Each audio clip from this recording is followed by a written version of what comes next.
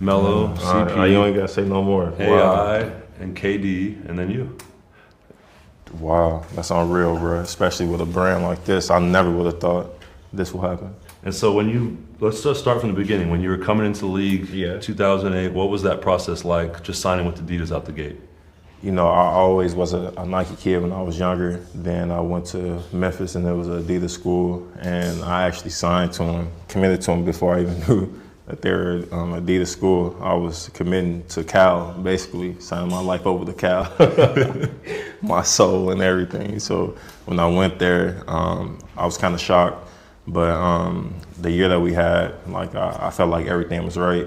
Then afterwards, I negotiated with Nike and Adidas, and Adidas were the ones to like take it a step further and give me more within my deal. And how can you turn that down? So it was great. The way that we started was great. And basically coming out the gate, obviously, youngest MVP ever, and the D-Rose one is, I think, your third season. Yeah, my third. What was it like just getting your first signature shoe, and what do you remember about that first one? For one, it being patent leather, like, come on, bro. The first thing I thought of was MJ, of course, just thinking about patent leather shoe. And I was just hoping to, like, just play well in it. You know, when you come out, when you're a perfectionist and you're young and you're playing in your hometown, like, your shoe is one thing, but you want to do as well as possible while you're out there. And thank God everything went hand to hand. What was it like stepping on the floor? I mean, having a signature shoe in the league is rare. Did you feel different out there? Like, what was it like with your own signature on Of course, of course, bro. When you have your shoe, especially a signature shoe, it gives you, boosts your confidence a little bit more. When you're out there, it gives you a little bit more swag. And back then, I just couldn't believe it. You know, I was one of a few guys that, for one, I didn't know I was going to get drafted that high. The tournament made me go number one when I played in the tournament. And like just having a signature shoe, it was like, all right, I made it. And not only did you have a signature shoe, you also had a .5 portion of the series too. And so the 1.5, you basically debuted at LA All-Star. Yeah. What was it like just being on that stage in the All-Star game? It was good. I mean, breathtaking. It was just breathtaking. I remember when my agent called me and told me that I had a chance. I just thought about just my past. Like when you're younger, you don't think about this, like things like this, like your shoe. I mean, I didn't. Like a shoe deal, like it's different now. Kids thinking about that now. You have a brand now, but when coming into the league, I just wanted to prove to people that I could play. Like I said, I made it I became number one through the tournament. So it's like, because of the tournament, I got people to watch me now. When I get to the league, I hope they keep watching me, because going through high school, all I was hearing about was OJ and Michael Beasley. So I was always under them guys.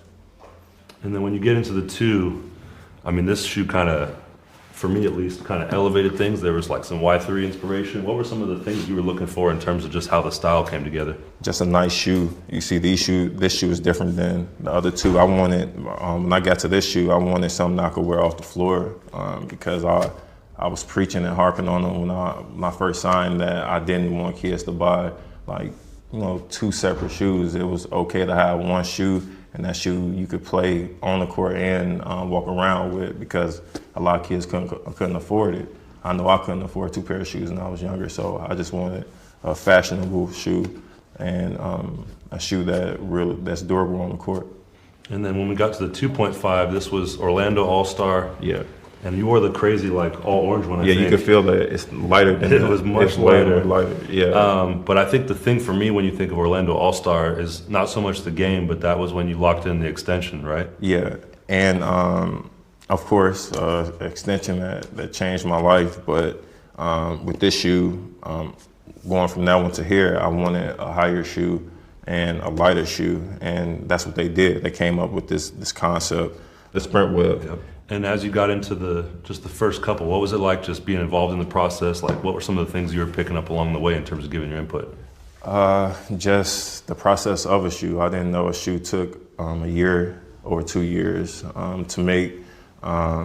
The team, I know it was a team that actually put a shoe together. Like, I was just a novice to all of it, you know. So just being around it, learn the business, understand the business, and actually get my input along the way. Like you can see in the first version, kind of just went with it. You know what I mean? Like Adidas. Then towards the end, my signature side came out more, where you look at this side, you see 3 stripes. Don't get me wrong. You get what I'm saying, Yeah, though? of course. Like Adidas. Then over here, it's like, damn, the evolution of it, where it's like, damn, you got your own little signature line there, you know?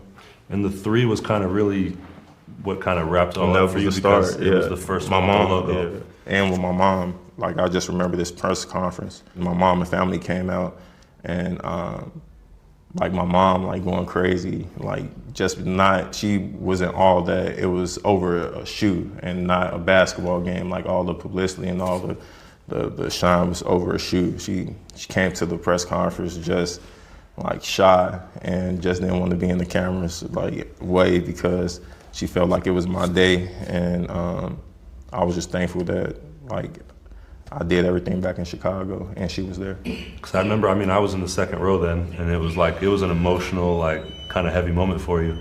But you had the logo, but then you also had the Brenda colorway. Yeah. So what was it like just kind of having a color for her, and how excited was she? I'm just thankful for it. You know, like my mom, she's not into sports like that. So it's kind of cool to see like me being a parent now, like, damn, what sport I'm gonna get into because of my kids. You know, like my mom, she didn't know basketball before. Like my brothers didn't play, but she really didn't go to their games. So when I picked it up, of course, she's obsessed with me. So she started learning the sport. My brothers don't get mad about her because of how she treats me, but I'm the baby. So the thought of like all this coming together, like that's something that my family never thought of. The access that we have to the city, like it's unreal, and the love that we get is unreal. So like this whole process of actually having shoes and actually being in the league and handling myself the right way, it's all new. And then once we got into kind of the 3.5 and 4, like how did you kind of see the line taking shape? We started to get freaky with this one. Started to get freaky with it. We wanted a little bit more style with it. And I think that's what we went for. I love the shoe, as a matter of fact. I haven't played it in a while, but I loved it. And then this one kind of had the split basically. Yeah, and I know like 2 personalities. Yeah, I remember that was kind sides. of the 2 sides of you. Like, how were you coming into your own just as a person as well, and how did that shoe kind of speak to it? You know, at that time, I was, you know, quiet on the court, but I played aggressive. The way I play is with a lot of aggression. And they came up with the concept of, hey, you have these 2 sides to you. We don't know if you know, but it seemed like when you're off the court, you're like, you're humble, you're quiet, but when you're on the court, you're kind of assassin. And they wanted to put both of those personalities into a shoe. And I think this was the first shoe that we really got funky with the colors. Yeah, there was like the Fresh Prince one, Fresh and Prince, a yeah, bunch, we got the funky salmon with the one. colors, yeah. And I know once you got to the 5, like it was more about kind of sprinkling in some different details. The one that always stuck out to me was Everybody Eats. Yeah.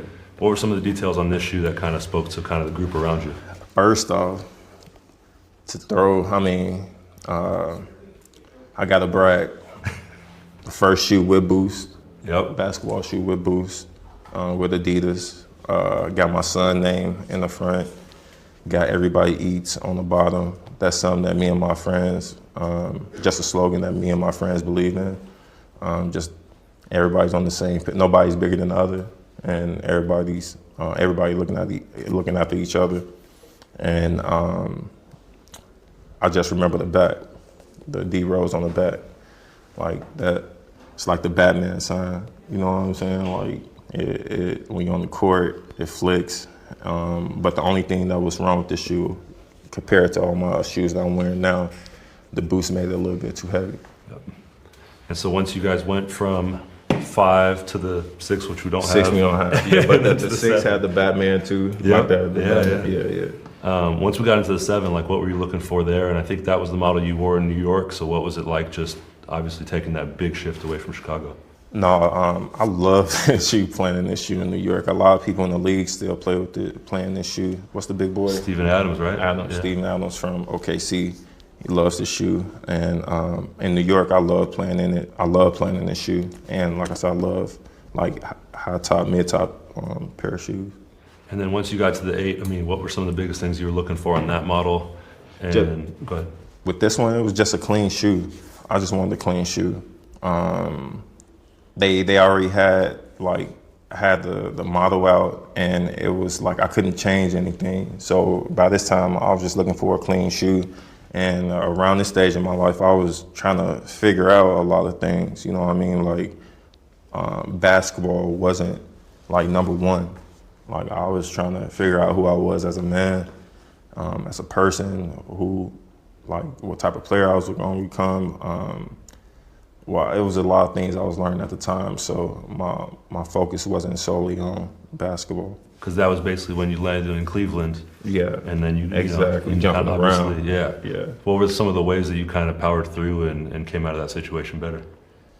I would have to say with patience, like having patience or learning how to like be mindful of like when I kind of like catch myself going into that dark place or slipping into that dark place, being mindful to like catch myself before I get there. You know, back then I'll just get there, or you in that dark spot and you're stuck and you're just trying to live there. And I was stubborn, so I was handling everything myself. And right when I matured and got out of it, I started being vocal and started expressing how I felt, not only to my family, but to my friends, my loved ones that was around me. And it was kind of like a door, but right when I unlocked that door, I was good. That's great. And I know, of course, with the 9, you landed in Minnesota with Tibbs, back with Tibbs. Yeah. And that color in particular, I know has a lot of meaning for you. What was it like on that Halloween night? For one, Halloween is one of my favorite holidays. It may sound crazy. What's the most ridiculous costume you wore?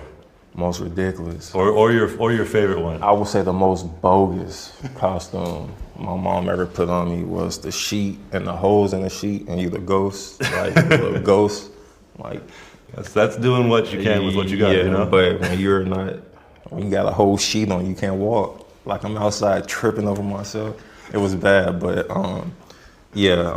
Halloween, I just knew it was a special night. Jimmy wasn't playing, and I just felt like we only had like 9 or 10 guys in the rotation. It felt like a JV game, and I'm built for them type of moments, like being the underdog and just trying to get the team amped and spark them up. So it was a great night. I knew something special was gonna happen that night. And at what point in the game were you just like back in that zone where you felt like everything was going your way? I mean, I didn't feel that way until the end. It was a close game until the end. I just didn't want to lose the game. That was my thing. Like to score 30, you can score 20 points, you can score 60 points. If you lose, points is unnecessary. Like you could, all right, good night with that 60. We won though, so you just scored 60 points for no reason. A huge victory for this team, and it comes from you and your career high 50 points. What does it mean to you, Derek? Man, everything, man. I worked my ass off, bro.